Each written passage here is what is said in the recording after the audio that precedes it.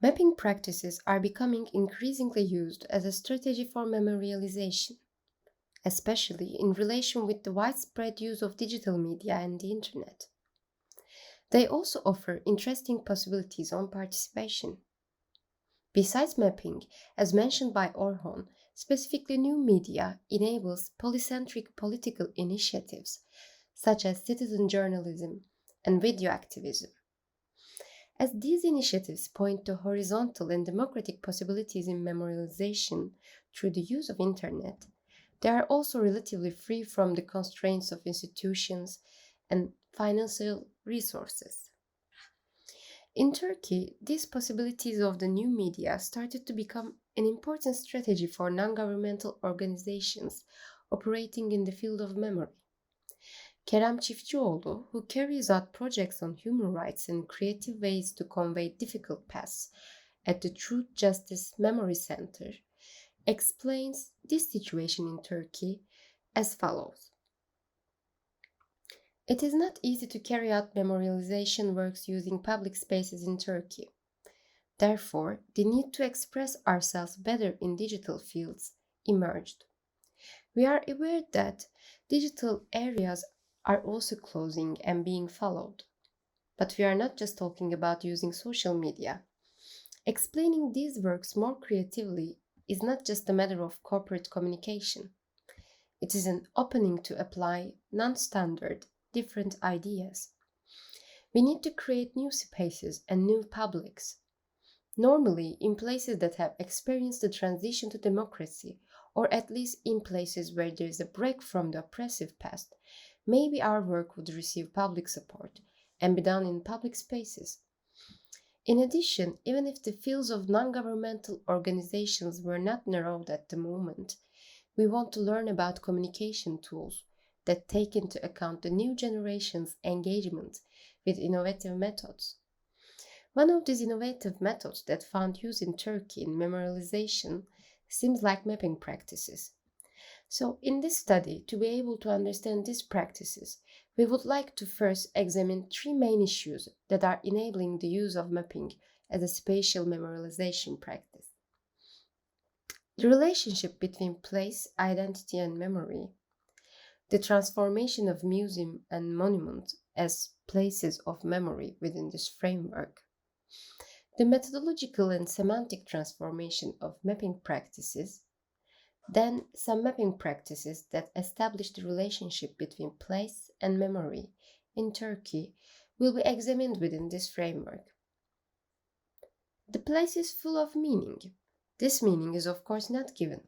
It is constructed by experience accumulated over time and permeates places and objects.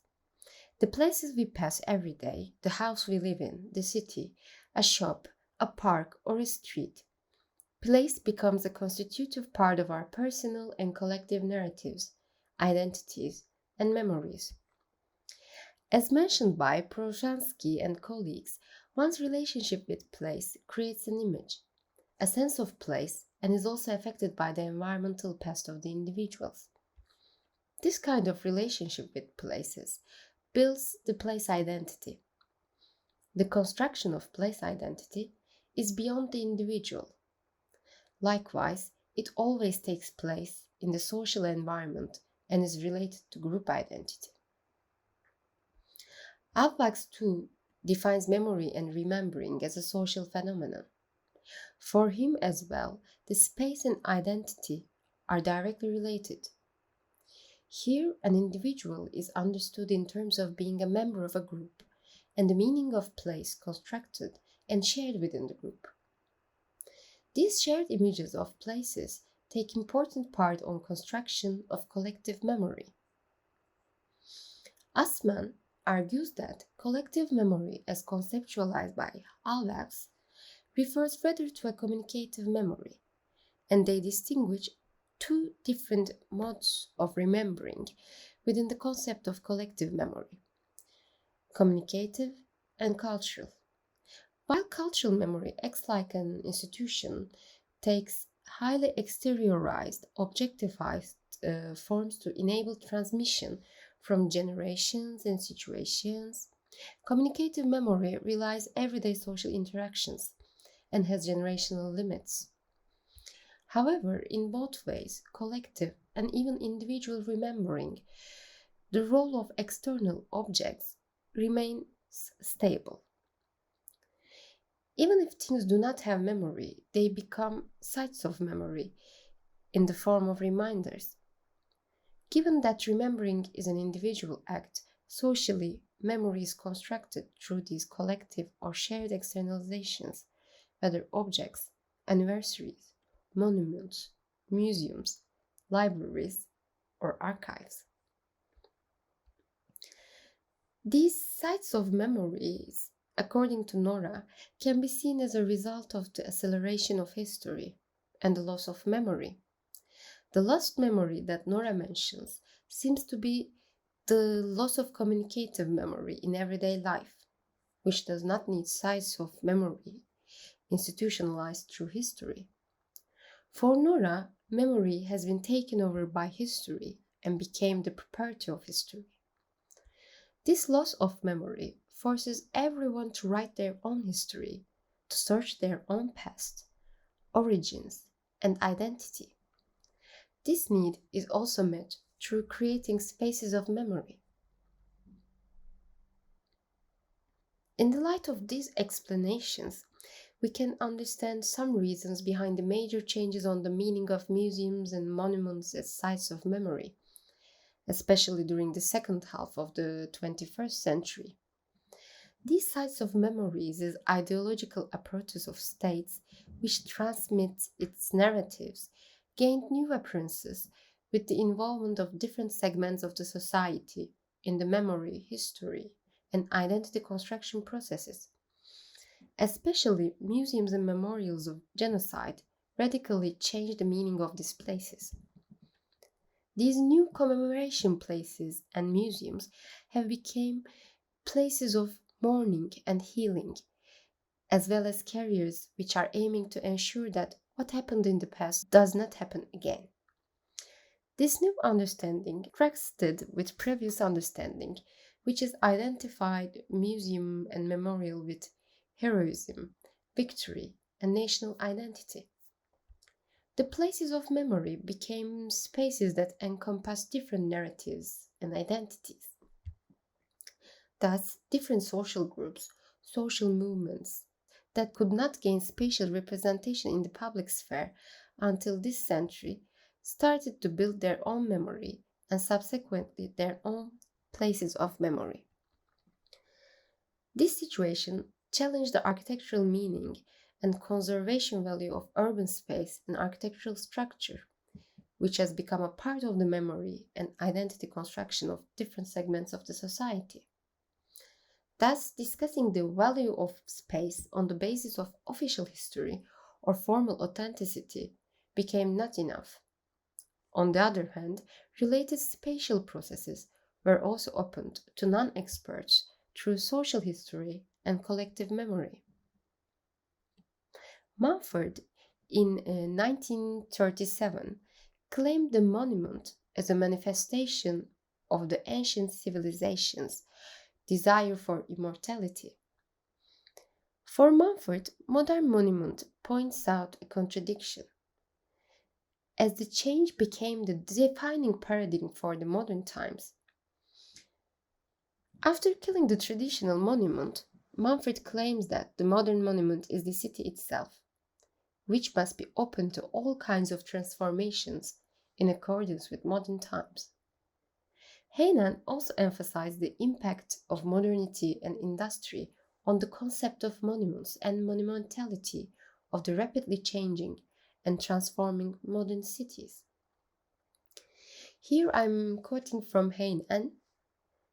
The 19th century has changed the stability, and the 20th century has completely overthrown it. Built environments of today are for the most part the result of very recent transformations. People now often live longer than buildings. The site of slowness and memory is now one's own body rather than one's house or one's town.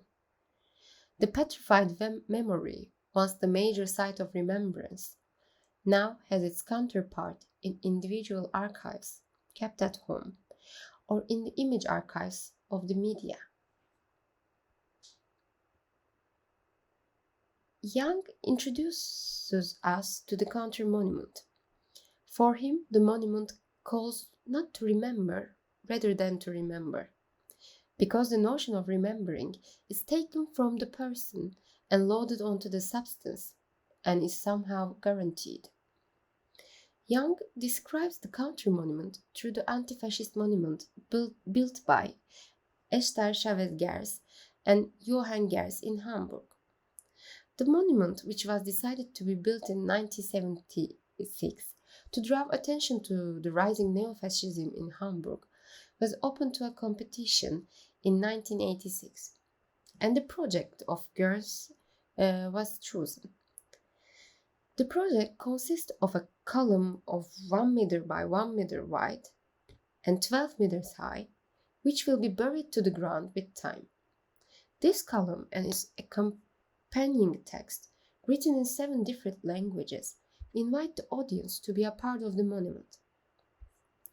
As can be seen in this example, the counter-monument, in which the materiality and closed meaning of the monument is problematized, the responsibility of remembering returns to individuals and groups through its absence.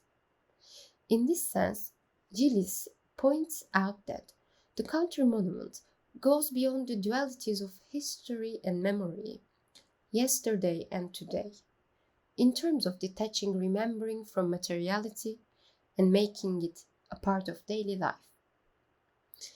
It makes possible to establish subjectivity against the objectivity of the monument. However, he still takes attention that many people may still need the physical space or mediators in which memory is embodied for recall. We would like to argue that maps, and even mapping itself, seem like opening new possibilities as a counter-monument.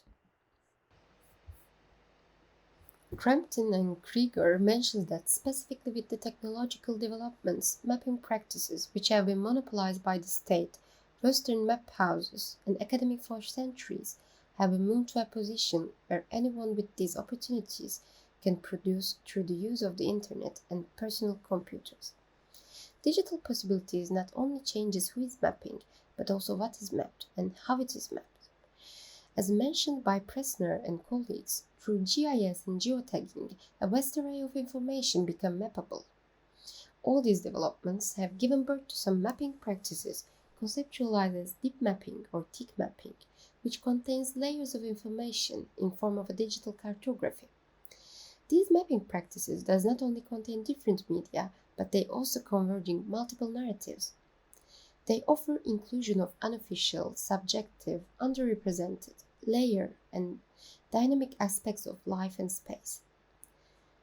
Digital media and the internet are not only breaking points for mapping practices. In particular, the emergence of issues such as polyphony, participation, the inclusion of the knowledge of the non-expert in the field of mapping actually dates back to an earlier time.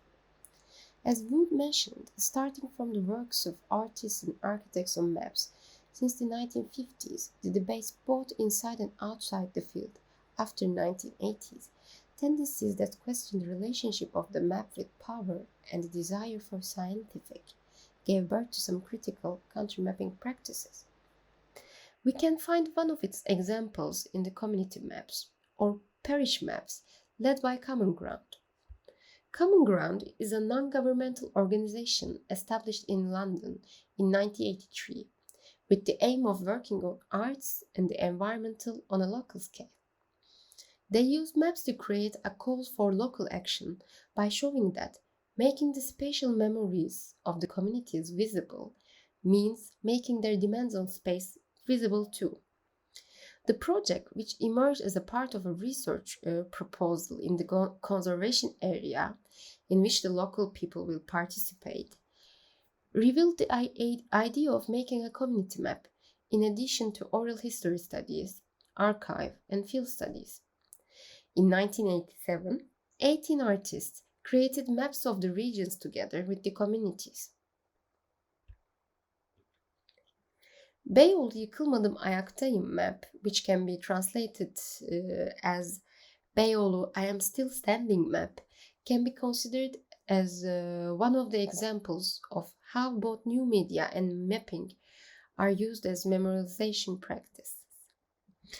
In 2018, against the rapid transformation experienced in Beyoğlu, the project of Center for Spatial Justice aimed to map the memory spaces through the experiences of the citizens.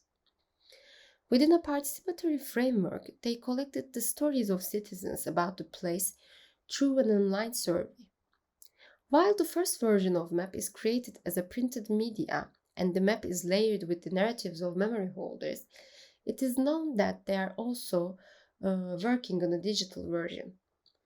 A second call was opened in November 2019 for the continuation of the map, following the continuous transformation of Beyoğlu in recent years, where the speed and destructive effect of urban transformation has increased.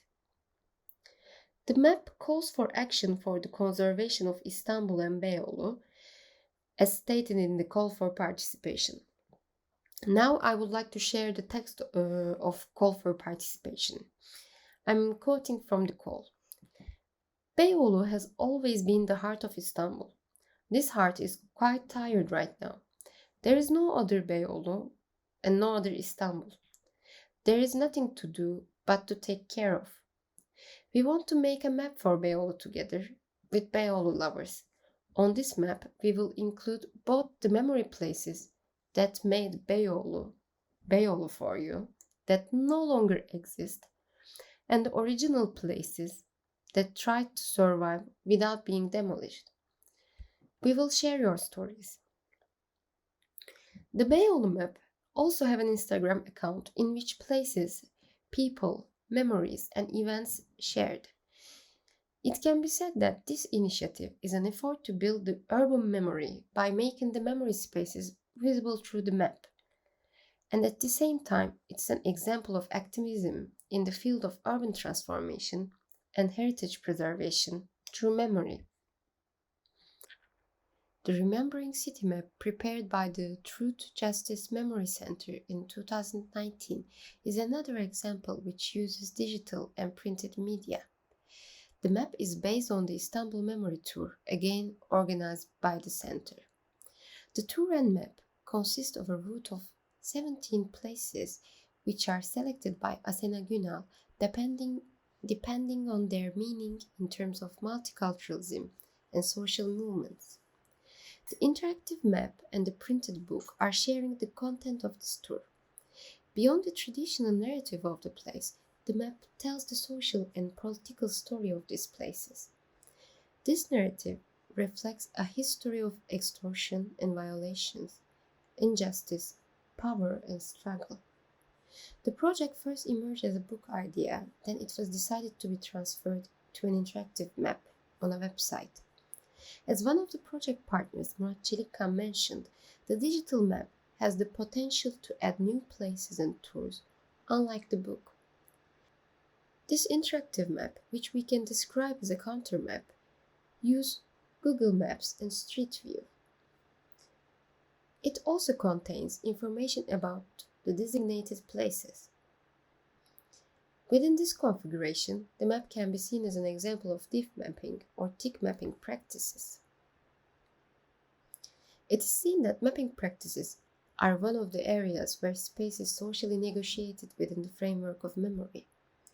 On the one hand, it can be said that the use of maps is related to the difficulty of physically producing places of memory in Turkey and the loss of existing ones. On the other hand, when we look at, especially from the country monumental framework, it can be said that interactive and digital mapping practices enable more democratic, participatory, open, multicultural processes in terms of both production and dissemination. These processes also offer a new framework for thinking about physical memory spaces.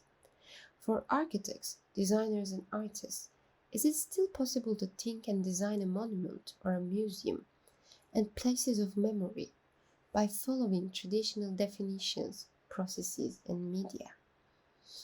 On the other hand, if we consider the works based on urban memory and daily life, in terms of architectural history and conservation, it also raises the question, can the space be discussed in a way that refers only to itself?